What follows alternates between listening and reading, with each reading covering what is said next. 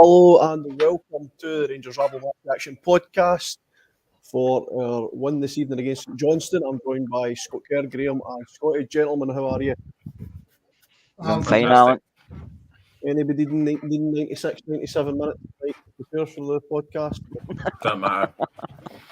Right, okay. Just thought I'd ask because it's nice. It's nice to be considerate for with these things, apparently. But anyway, we're not here to talk about that. We're here to talk about Rangers 2-0 victory this evening against bottom of the league St Johnstone. Guys, just a generic question. Is it pretty much what you expected tonight? St Johnstone are poor, to be fair. They're really poor. If they don't up their game shortly, I can see them getting relegated because I think Ross County is a far better side. Yep. Graham, pretty much in agreement with that. I enjoyed it. It was a comfortable win. I felt we could have had 2 or 3 gears to go up. So all around it was a brilliant performance. Good. Scotty, I was going to ask you, but we're late on, so I'm not going to ask. I'll come back to you later. Just wanted to say... Not this again. By the way, Scotty, you will be pleased to know, right? Have you got a tattoo? Not yet. Well, that's a long story, folks. It's a long story. We'll maybe explain it in Dortmund. The last regular viewers will know the last couple of podcasts have been absolute chaos that I've been on because of my wee dog. Scotty, you'll be delighted to know I've shut him out the room tonight. Devastated. He's not going to cause any issues. He's in the cupboard with a muzzle. He's out the room. It's not going to cause any issues, I promise. Big welcome to everybody in the comments. Thanks for joining us again. Welcome back to the Rangers Rabble. If you've not already done so, make sure you like the podcast tonight and you hit the subscribe button on YouTube. If you really like content, head over to Patreon where you can subscribe to us for £2 a month and check us out all over social media. There you are, Martin. I've done it. Get off my back. So onto the night, Scotty. I will come to you now. So starting lineup, we might as well start at the start of the game. Starting lineup, was that pretty much the starting lineup that we could have expected to see tonight? Was that our strongest 11 going into the night's game?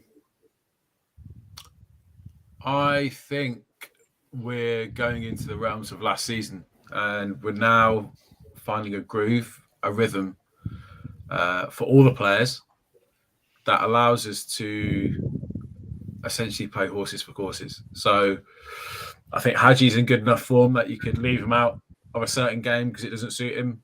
Bring in Sakala because that suits him, and vice versa. So we've seen where essentially we started last season, and it's just taken us until mid-December to find it. So absolutely delighted. Team as I expected. I think we all expected kind of a guy like Haji to come in, particularly against, I hate using the term, but low block. I don't like all these technical terms. Just a shite team sitting defensively, really.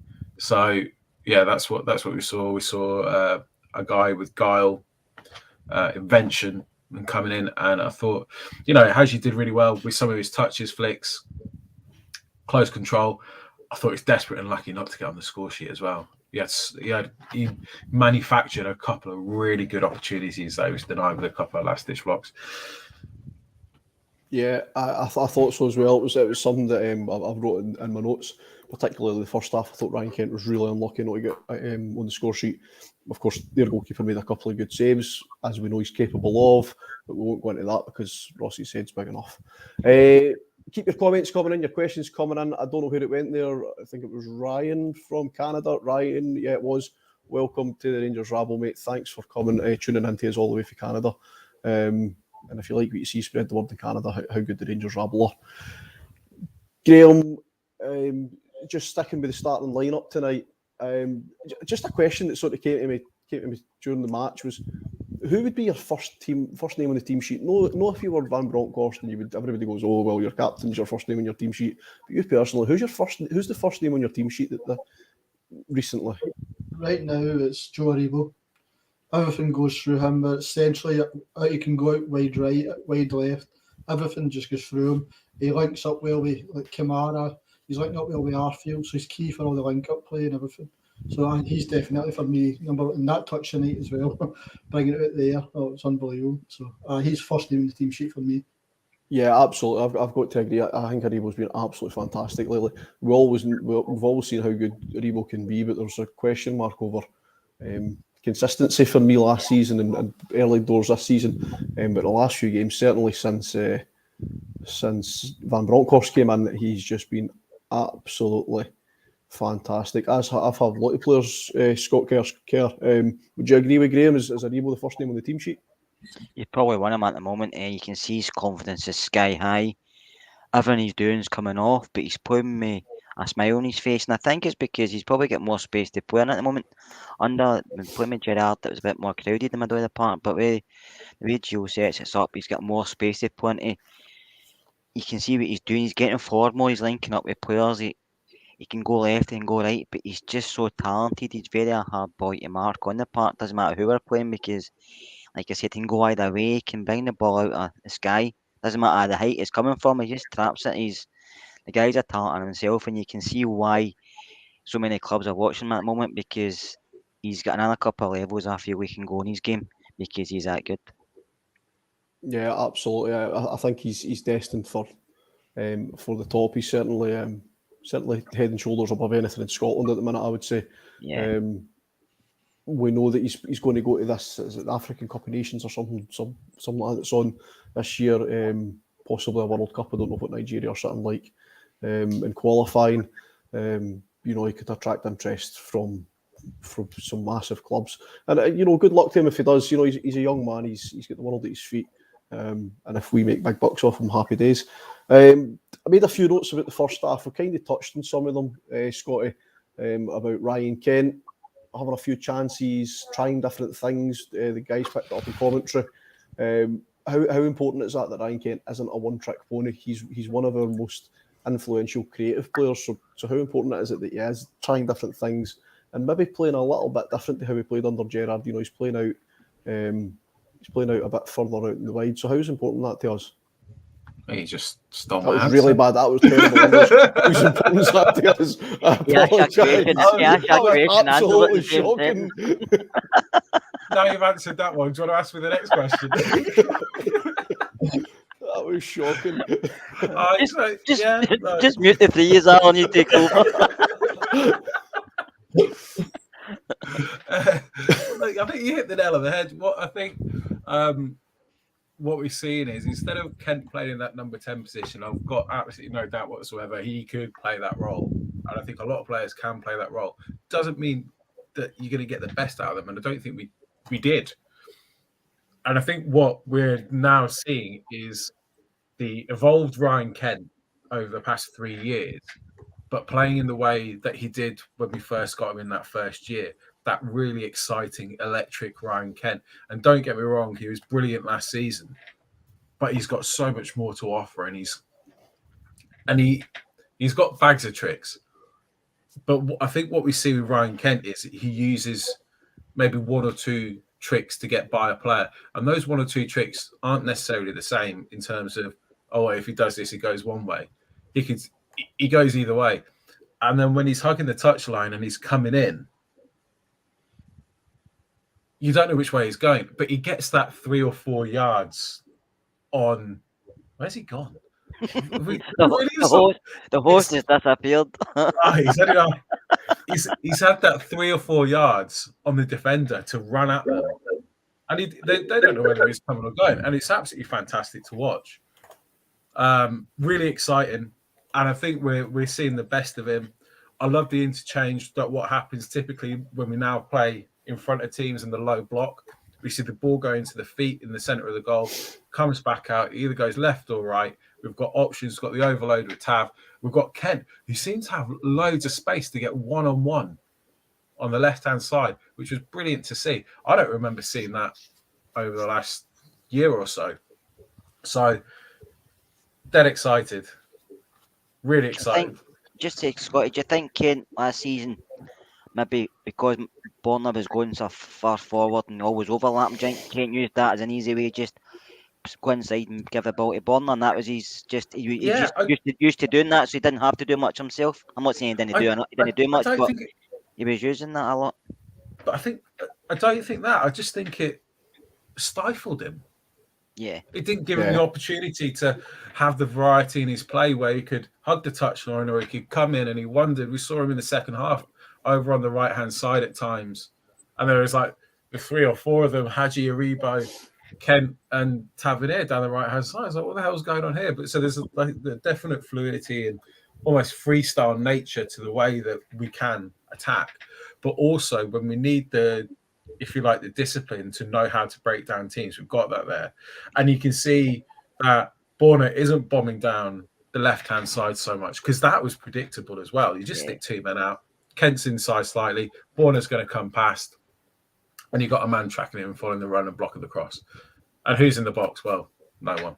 So the variety and the width is so refreshing, and it does benefit guys like Kent. And on the other side, you know, we've got Aribo or Haji or whoever. But they are playing that number 10 role. It's almost like we're playing two number 10s, and you're still getting the width from Tav. Yeah.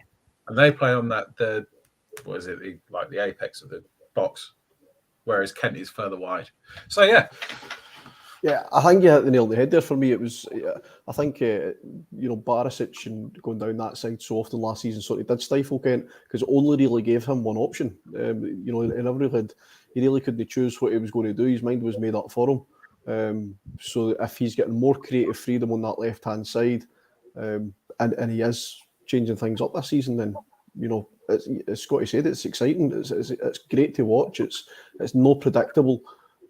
Just unpredictable. I'm not going to be negative because I thought it was a professional performance tonight. We got the 3 points, 2 goals. We managed the game at times. But there's just one thing that's irritated me, Graham, probably this season. We had a really useful set piece last season where we got a set piece. Tavernier would put the ball into the penalty spot. It would find Goldson's head, and Goldson would on occasion score from it, such as Celtic Park last season was probably the most famous one. Is that getting a bit predictable, and are we getting sick of seeing it? Because for me, we still try it, and the teams can read us now. They know that that's the ball that's coming in. Is it just getting a wee bit stale? Do we need to mix things up with our set pieces? I agree with you, mate, but if Van Bronckhorst came in, I have actually seen us take a short corner and whip it in that way, which is a wee bit different. But again, we use that one that you're talking about most often. We're not really getting much success of this season anyway. So I always like to see training ground practices for set pieces and make it different.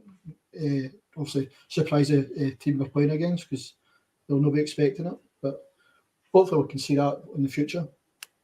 Yeah, and Kerry, it does work from time to time. Don't get me wrong. I just think we do need to mix it up. So there was an incident in the first half. I was thinking, I can't remember what minute it was. I never wrote it down, and it was a free kick. But then the corner came in and it did find Goldson. He headed it. I don't think he was deliberately trying to find Morelos. No. He headed it. It was going off target.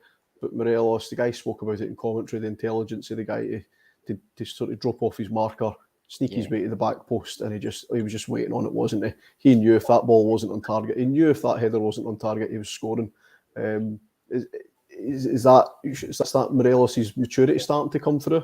I think that's what Morelos needs to do more to be an actual goal scorer instead of maybe being in the box looking for a bit of trouble or just trying to hassle folk, because he uses intelligence and he just stepped away just in case the ball came out to him, and it did, and he was there to put it into the net, which we want Alfie to do. But I think out in the free kicks and set pieces, I think using the one way, because we use Golson quite a lot, Golson has won a lot of headers in the opposition's box. It's just a pity a lot of them don't find the target because he's very good in there. You can see that for yourself. I think they will mix it up, but I think that's such a useful thing we have because Connor is very good in there. So you probably find we will mix it up depending who we're playing, but I think we'll use that. We'll keep using that one as well. Yeah. I just hope we mix it up a little bit and we're working on different things, folks. I want to say in the comments are coming through. There's a little bit of difference of opinion going on about who was man of the match. So I'm going to ask everybody in the comments, and I'll ask the guys later on.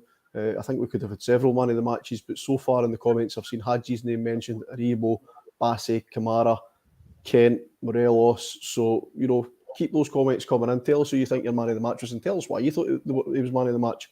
I'll come to the guys in a wee bit and ask them what their man of the match was. But before I go any further, those that follow us on social media will know that we were running a giveaway competition for one of the Zenith coins. One of these coins I have here, if I can hold it up to the camera. They're absolutely fantastic piece of memorabilia. Loads of people have got them. If you've not got one, go over to Zenith Coins and have a look at it. But congratulations to John Dempster, who has won this on Twitter. John, once you send me your bank account details, your login details, and your PIN codes, I'll send that to you. So get them into my DMs, and I will post that to you first thing tomorrow morning. No, congratulations, mate. That will be making its way to you, and hopefully you'll have it in time for Christmas. I don't know if you're planning it as a Christmas present or keeping it as a keepsake, because it is a fantastic piece of memorabilia. But whatever you decide to do with it, please enjoy it, and well done. And on that, as the Rangers Rabble Twitter page posted earlier, keep your eyes peeled on our social media, because there is going to be more giveaways in the new year. So keep up with that. Okay, so we're moving into the second half a little bit. A couple of notes on things that happened, but the first real note of any sort of significance was the goal again. Graham, I'll come to you again. Morelos showing his intelligence, his maturity. Probably might have been easy for a centre forward to take an extra touch and try and have a shot, but he looked up and he saw sense to score the ball to Kent, and Kent got the goal that he deserved. It was a good move all round. Started to feel like in the corner in our own half. Then it was a nice wee dummy by Morelos, and then got back on it. And I thought he was going to go for the near post, like drive in, try and get the goal himself. But I'm glad he showed his maturity and his team play, that he crossed it across for Kent to get his first goal under Van Bronckhorst. So hopefully that gives him confidence to get some more goals in the future. Yeah, absolutely. Hopefully he builds on it. CGM, I think you're absolutely right. We'll talk briefly, not too much about Saturday, because this is more about St Johnstone tonight, but we'll talk about Saturday if Saturday goes ahead, but we'll come to that as well. But I think you're right. I think it'll be a very similar performance. So moving on to the rest of the second half, one thing that did worry me a little bit towards the end, I think we all saw it, was Barisic going off. Scotty, was that just the Barisic, was he taking a precaution on himself there, or is there something more that you think we should be worried about? You finished. Absolutely,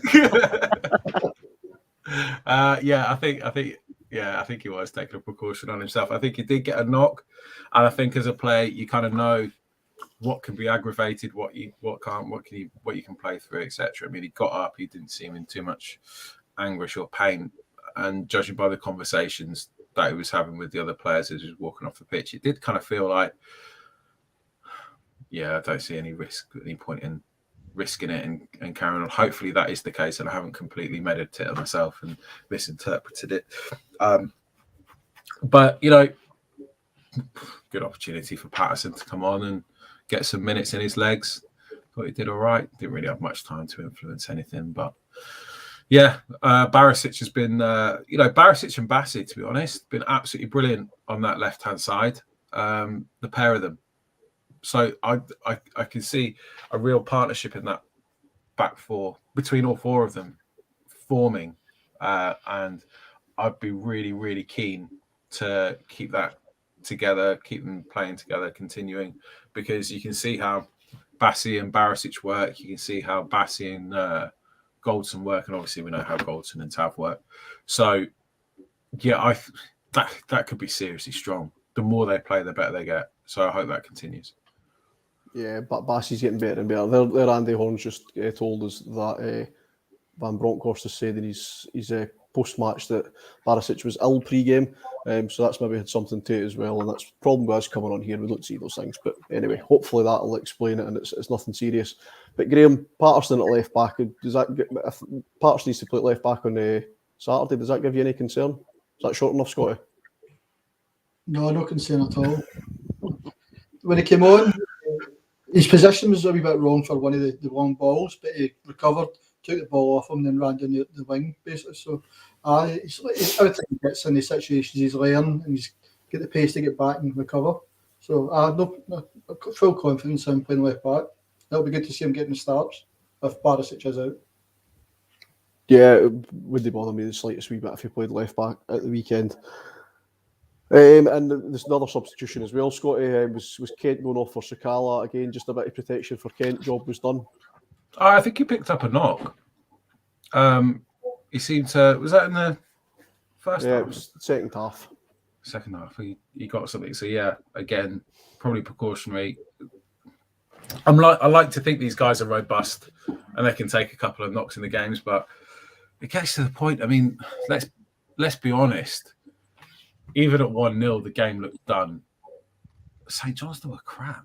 They just offer nothing apart from kicking you. So when you can see a team who are so intent on the physical aspect of football, which, don't get me wrong, absolutely fine. You've got to rise to every single challenge that we'll have in this league.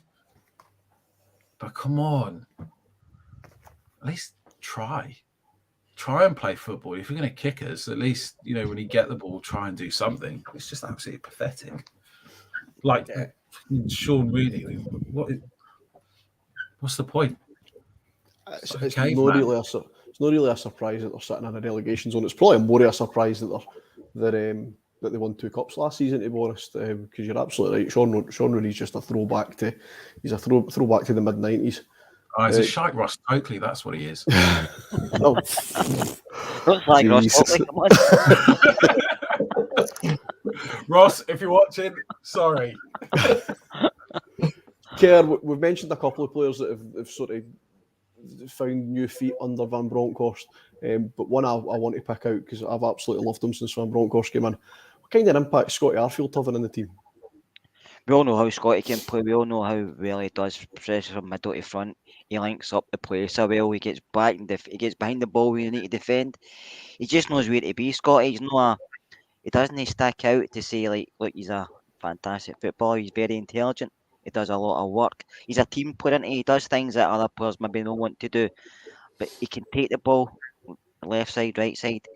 He can score goals when need be, but he just links up the play so well. And I think when he's playing, it helped when our attack. We've got an extra man forward as well. It does put a lot more emphasis on Kamara at times if the other teams start to break. But I like Scotty Arfield. I think when he's playing, we look more attacking minded because that's what he's good at, just making the late runs into the box and bringing others into play. But Scotty's done. We know what he's done when he first came into the side. He's been unlucky with injuries, and then he wasn't playing at the start of the season. But since Gio's come in, he's got a new lease of life, and he's showing. And you can see when he got interviewed at the weekend there how happy he was. So I'm happy for him to stay in the team if he can keep up these performances. Yeah, absolutely. I'm not convinced that he's going to be able to play a long run of games in a row. I think he'll need a break at some point. But yeah, the more he plays on this kind of form, the better. So 2-0 tonight, 3 points. We kept the 0 as the new phrase. I absolutely love the pish, but that's the new phrase everybody's using. We kept the 0. So I'll go to these guys just very quickly. Who's your man of the match tonight? Anybody? Glenn Kamara for me. Scotty? Adji. Fair? I'll give it to Bassey. I thought See, Bassey done well. I went Especially getting forward, Bassey. And one of the long balls he done in the second half was very unlike him, but I used to give him a lot of abuse when it criticism when he was at full back, but since he's went to centre half, he's performed really well, and I think it suits him in there because he likes that side of the game more. David Martin is in one of 2 places. He's either tucked up in bed or at the barber's. The most important thing was he is not here tonight. So yeah, I gave it to Aribo. For me, it was Aribo. So that just goes to show how well we played tonight and how we got the job done. That we've all gave it to somebody different. There's loads of different names in the comments as well. So just I very quickly want to talk about Saturday. We won't go into too much detail because there will be a preview from the Rabble. But first of all, should Dundee United be forced to play the game if they've got 1 or 2 COVID outbreaks, considering other teams have been forced to play games? Kerr, is the game going ahead? At this moment in time, we're not sure. I don't know. It depends what the. No, I want you to make a decision on behalf of the SPFL. On behalf. Get the splinters out your ass, boy. I'll probably say then no. See, that really disappoints me because it's our supporters club do it on Saturday. So if it doesn't get ahead, then I'll be disappointed. But anyway, I should get a full day to baby then, yeah, we won't debate the ins and outs of whether the game should go ahead. But I think regardless of the decision that gets made, If there is a decision that has to get made, the SPFL are going to have to come out and explain the rationale and their thinking, because there seems to be some absolutely stupid decisions and absolutely no consistency. Graham, if the match goes ahead, does the starting 11 stay the same if everybody's fit? If Barisic is fit, he still plays. I think if not, Patterson comes in, and I think he might get back to Sakara instead of Hadji. I don't see much more changes in that, but I think that's what it'll be. Just hopefully it goes ahead, because I've just bought tickets. So. I'm pretty confident it's going to go ahead. Scotty, I'm going to keep it short just because it's you. In fact, no, I'm going to drag it on a wee bit just because it's you. In fact, don't ask me a question and let's see if I can read your mind. Anyway, you're right. Graham is talking pish. Hadji is going to play. Yeah, we've got a big run of fixtures coming up before the winter break. But what we do have is, and it was Van Bronckhorst mentioned it in his comments before the game, and I'm going to drag this up because it's you, Scotty. So he mentioned that we're playing a game every couple of days. He's mentioned previously that he's not getting much time with players on the training pitch. Everything's done in team meetings. If we play on Saturday, we've then got 8 days before our next game. How important is that going to be for Van Bronckhorst going into those 3 games over the festive period? Massively important, because I think it's also a bit of familiarisation with the players and getting to know players, not just tactically, of, making influences and changes, but he's actually got to know the character of the players, the style of play, where they fit. And all he'll have had at the moment is snippets on the training pitch, but also limited footage.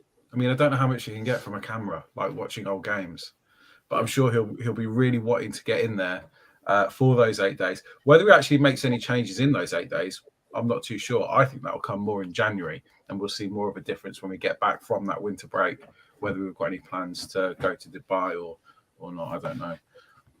Or Newcastle, if you're Dundee United. Oh, that's just daft, isn't it? Why not? I'm going to highlight this because this might be the most paranoid comment I've ever seen in my time in the Rangers rabble. Ali, you might be right. I've no idea, but I'm going to, I'll let you debate that one. So, guys, Saturday, if it goes ahead, it should go ahead. It's a winnable game. Quick predictions for it, Scotty? I'll go 2 or 3-0. I think it'll be pretty similar to today with a similar team, similar performance. Sometimes it doesn't matter the quality of the opposition. If they're just going to sit there with 2 banks of 4 in the box, you're not going to run away and score 5 or 6 goals. And to be honest, I've predicted that most times. I've got it horribly wrong. So if I go 2-0 and we walk away with a 5-0 win, you can thank me. Graham? I'm going to go 3-0 and Morelos first goal scorer. Okay, a quick prediction for Saturday. I'll say 3-0, but I think we'll probably play the same 11, maybe 1 or 2 changes, not many, but United a bit more organised than St Johnstone, so might be a harder game, but overall we should beat them anyway because we get better quality. I think we are due to give a team an absolute hiding, so I'm going to say we're going to beat them 6-0. Because it's coming. And by the way, I know they'll have a game in hand, but you would always rather have the points on the board. This is a chance for us to go 7 points clear before Celtic play their next league game, which is, I think, they're rearranged games in the middle of next week when we're free. We've got a week off, so psychologically that would be massive. So suddenly Saturday becomes a massive game for us. But yeah, I'm going to go 6-0 Rangers because I think we're due to give a team a hammering. Hopefully it's Dundee United because I don't like Dundee United very much. Guys, I'm going to leave it at that because we're approaching 30 minutes. We are not going into injury time tonight. There's been enough injury time played tonight as it is. So I'll leave it at that. But again, remember, follow us. Like the post, subscribe to us on Twitter. That costs nothing. Head over to Patreon. If you like the content there, you can subscribe to us for £2 a month on Patreon. And follow us on all our social media channels. But thank you again for tuning in, folks. and we will see you all. I can't remember for the life of me what the next podcast is. Is it the match preview? Are you still talking? I am still talking. Sorry. It's a preview pod. Thank you. Have we moved on to the next pod already? Thank you, Kieran. I completely forgot. And I'll tell you what, we're having a bit of a technical issue here. There we go. Gents, thanks very much for this evening. I'm still having a technical issue because my cursor is not working for the life of me. I have no idea what's going on. I have absolutely no idea what's going on, but my cursor is not working, so I do apologise for that, folks. We could be here all night then. We could be. 24-hour pod. I'd like to think at some stage people are now waving back. Right, folks, thanks very much. Good night.